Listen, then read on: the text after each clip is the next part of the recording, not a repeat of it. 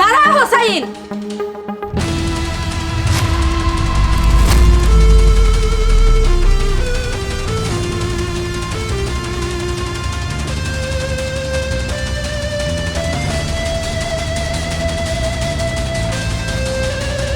কে তোকে এত বড় সাহস দিয়েছে এই ব্যাগ টানাটানি করার? তুই আমার বাড়ির লোকজনের ব্যাগ নিয়ে কোথায় যাচ্ছিলি? কে তোকে বলেছে এই ব্যাগ নিয়ে আসতে? ভাবি, আপনি তো আগ করতেছেন কে? আমার তো কেউ কামের কথা কয় নাই। মেলা দিন পর তা ওই মা আইলো, তাই আমি যাই ইচ্ছা করে ব্যাগ বুক নিয়ে এলাম। বুঝতে পেরেছি, তুইও সত্যিটা বলবি না, তাই তো? কথা কিভাবে বের করতে হয় সেটা আমার খুব ভালোভাবে জানা আছে। লিঠু, কোকিলা, বিথি, বাবা, মা, তোমরা সবাই এক্ষুনি আমার সামনে আসো। কি হয়েছে আপু? এক্ষুনি বুঝতে পারবি। লিঠু, তুই বলেছিস আমার দেবরকে ব্যাগ টানতে? আরে আপু, তুমি কি বলছো?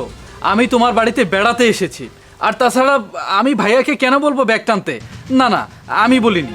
বুঝতে পেরেছি। কোকিলা, তুই বলেছিস আমার দেবরকে ব্যাগ আনতে? কি বলছো এসব?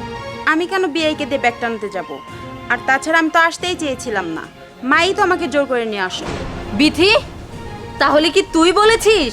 আরে না না আপু, এটা তুমি কি বলছো? আমি কি বিআইকে এসব কথা বলতে পারি? আর তাছাড়া এমনিতেও আমি তো জানি বিআই খুবই অসুস্থ, আমি বলি নাই। তাহলে কি বাবা? বাবা, তুমি বলেছো আমার দেবরকে তোমাদের ব্যাগ আনতে? ও না বেবি মম, তুমি কি বলছো? এটা এই কাজটা আমি করতে পারি বলো? এ পুত্র আর পুত্রের মধ্যে কোনো ডিফারেন্স নেই, পার্থক্য নেই। একটা হলো আমার ছেলে আর একটা হলো বিয়ার ছেলে। আমি কি করে বলি বলো? এটাকে আমি বলতে পারি? এটা আমি কোনোদিনই পারি না মম। ঠিক আছে, তোমরা কেউই বলনি মা এখানে নেই, তার মানে এই কাজটা মাই করেছে। মা, মা, তোমার কি হয়েছে? সবাই এখানে কেন গেটের সামনে? আমি তো কেবল আপেল কুমড়া খাইবার লছিলাম। বুঝতে পেরেছি তুমি খাবার খাচ্ছিলে। আচ্ছা, আমার একটা প্রশ্নের জবাব দাও। তুমি কেন আমার দেবরকে দিয়ে এই ব্যাগ টানাচ্ছিলে? হ্যাঁ, আমি আমি হুকুম দিছিলাম, কিন্তু কিসের লেগে দিছিলাম ওইটা তো তুই করবি না। আমার জিজ্ঞেস কর। হ্যাঁ, তোর তোর দেওর এই যে আত্মাগলার মতন দেখা যায়, বুঝে গেলি সাবি। এতদিন যদি বিয়া করতো, কয় বছর বাপ হইতো হিসাব ছাড়া। এই সারের মতন শরীরটা, মোটর মতন শরীরটা, হাতির মতন শরীরটা নিয়ে হুয়া বইয়া খায়, আর তুই খাইডা খাইডা মরস। তাই কইছি যে আমার ব্যাগ গোনা নিয়ে আসো গাড়ির থেকে, একটু নড়াচড়া করলে ওই শরীরে যে তেল গোনা জমছে, এই পেটটা যে বাইরে গেছে গা, ওইটা কমে যাবে। ঠিক করি নাই? ও, আমার সংসার নিয়ে তুমি এত চিন্তা করো?